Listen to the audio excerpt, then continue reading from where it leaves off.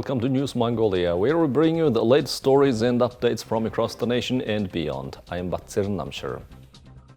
For our top stories, the World Women's Forum continues. The 27th annual conference of the Asian Science Park Association took place in Ulaanbaatar. For the news, stay tuned.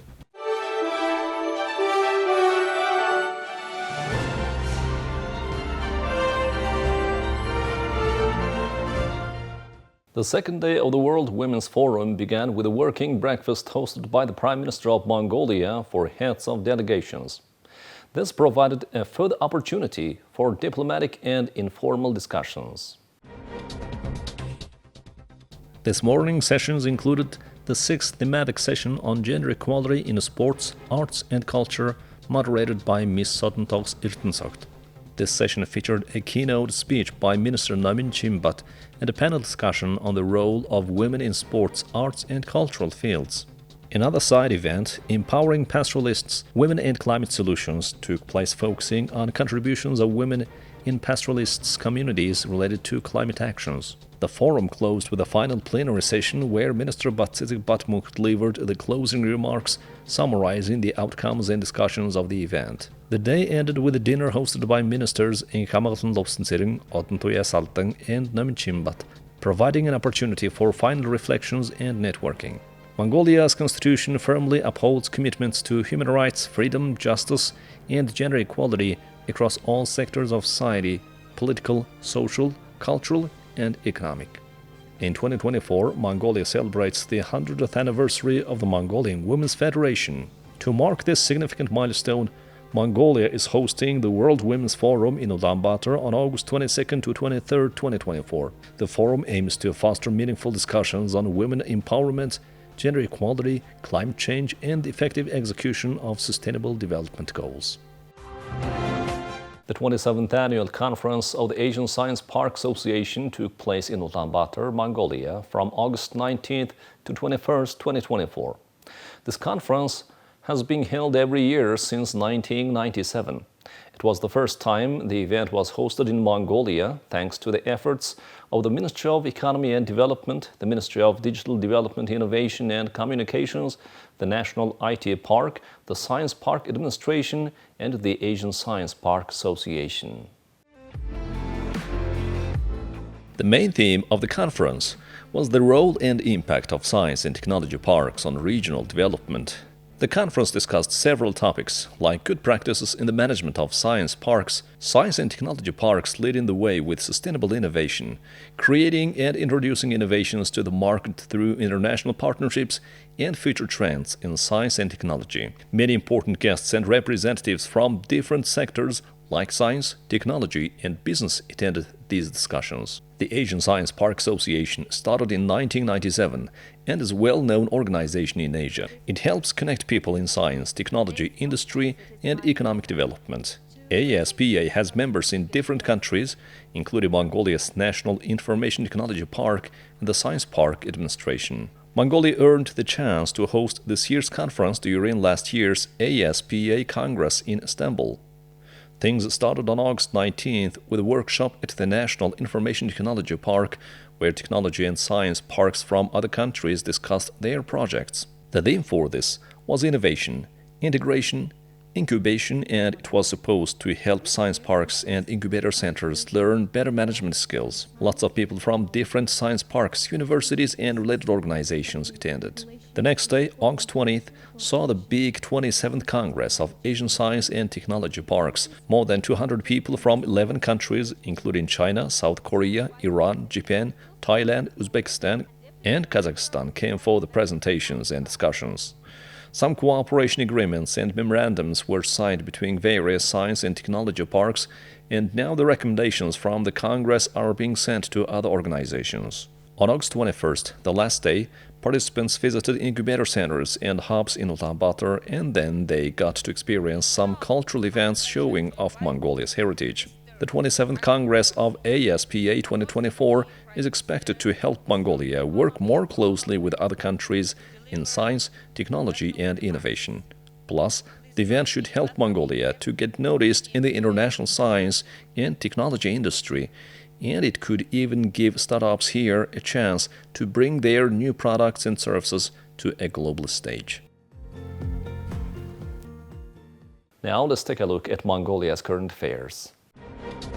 The Resilience Stories of Women Inspiring Change special exhibition opened on August 21, 2024 at the Tham Gallery in Ulaanbaatar, Mongolia. Presented by the World Press Photo Foundation and the Kingdom of the Netherlands, the exhibition showcases award-winning stories from the World Press Photo Contest, highlighting the resilience and the challenges of women and communities worldwide. The exhibition promotes women's rights, gender equality, and justice, featuring work by 17 photographers from 13 countries. Cultural and Public Diplomacy Counselor of the Netherlands to Mongolia, Ingrid de Beer, emphasized the exhibition's focus on women's strength and resilience. Dilirma Bemsurung, Honorary Consul of the Netherlands in Mongolia, expressed her gratitude for bringing the exhibition to Mongolia for the first time. Despite global progress, gender inequality persists, with women underrepresented in political and economic roles. The exhibition will be open to the public until September 18, 2024. You're watching News Mongolia. Now let's take a look at the currency exchange rates provided by Mongol Bank.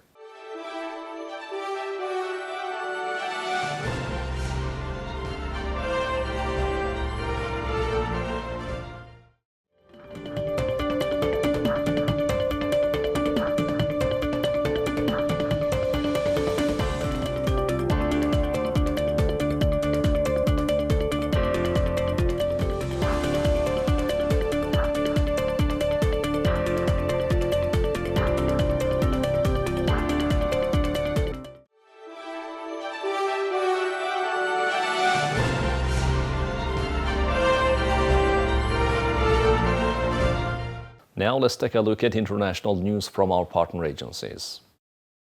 Indian Prime Minister Narendra Modi urged diplomatic efforts to end the military campaign in Ukraine during a visit to neighboring Poland on Thursday, pledging India's support and saying that no conflict can be solved on a battlefield. The ongoing conflicts in Ukraine and West Asia are of deep concern to all of us. India firmly believes that no problem can be solved on a battleground. The loss of innocent lives in any crisis has become the biggest challenge for the entire humanity. We support dialogue and diplomacy for early restoration of peace and stability. For this, India is ready to provide all possible support along with its friendly countries. Our close cooperation in the field of defense is a symbol of our deep mutual trust. Mutual cooperation in this area will be strengthened. Innovation and talent are the hallmarks of the youth power of both our countries. A social security agreement has been agreed between the two sides for the well-being of the skilled workforce and to promote mobility. Tusk stressed that India can play a very important role in bringing an end to the violence that's raging on the other side of Poland's eastern border. Sitting on the eastern flank of NATO and the European Union, Poland is concerned about the two-year-old military campaign across its eastern border. It's offered political, humanitarian and defense support to Ukraine. Modi and Tusk met for talks on security, India's strategic partner Russia, and invigorating bilateral ties. Later, the Indian leader was to meet with Poland's President Andrzej Duda. The two leaders said that the visit, which marks 70 years of official bilateral relations, raised the ties to a strategic level, covering a wide range of cooperation, including in the IT, security and defense industries. Ahead of his visit, Modi said Poland was India's key economic partner in Central Europe. On Friday, Modi travels to Kiev to meet with Zelensky. Kiev chastised Modi for a visit to Moscow last month, a trip during which he met and hugged President Vladimir Putin. Modi has avoided condemning Russia while emphasizing a peaceful settlement to the military campaign in Ukraine. Floodwaters have stranded hundreds of thousands of people in India's northeast and neighboring Bangladesh's eastern region, causing at least 15 deaths as rescuers struggled to reach those who needed help, officials and media reports said Thursday. At least 11 people were killed and thousands displaced from homes as floods and mudslides have ravaged India's northeastern Tripura state bordering Bangladesh since Wednesday. Another 4 were killed in Bangladesh as upstream India and downstream Bangladesh share common rivers along their border. In Bangladesh, a pregnant woman died after she fell into raging waters, Bengali language Kalbela newspaper reported. 3 other people died from drowning and electrocution, it said. The rains and the rising waters from upstream Tripura state devastated many areas in eastern Bangladesh. Many in the worst-hit districts such as Kumila, Feni and Noakhali called for rescue as power was cut and road links were disconnected. Travel and communication were severed between the capital, Dhaka, and the southeastern port of city Chattogram as part of a major highway were underwater. The Bangladesh Flood Forecasting and Warning Center said Thursday that the water levels in many rivers in the Delta nation's eastern, northeastern and southeastern regions were still increasing. About a dozen volunteers who rushed to the scene with boats and speedboats in the region told the Associated Press by phone that they were struggling to reach many of the affected people as they failed to communicate with them because the victims' mobile numbers could not be reached. Many areas have no electricity, the government said. Women can't cook anything. What will we do now? Where will we go? Many are leaving their homes. The situation is grave here, said a Bangladesh villager in Noakhali. The military and other authorities have started rescue operation in the region, the authorities said. While both neighbors have been affected in the flood, many Bangladeshis blamed India for the flash floods, saying that India opened a river dam in Tripura, causing sudden floods in Bangladesh. India's Ministry of External Affairs denied that in a statement. Monsoon rains in South Asian nations, India and Bangladesh, typically began in June. India and Bangladesh share 54 common rivers that flow from the Himalayas to the Bay of Bengal. The countries have contention over the sharing of waters of the common rivers. Now let's take a look at the weather forecast for Mongolia and the world major cities.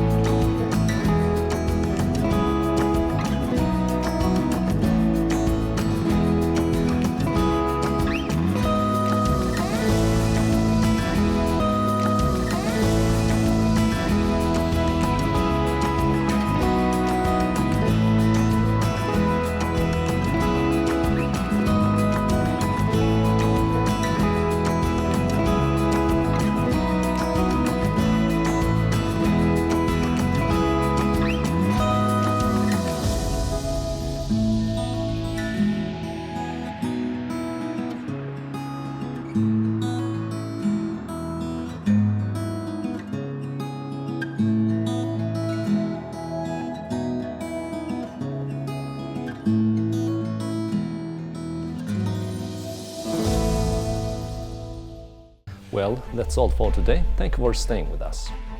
We'll see you next week with more news and updates. Have a nice weekend. Goodbye.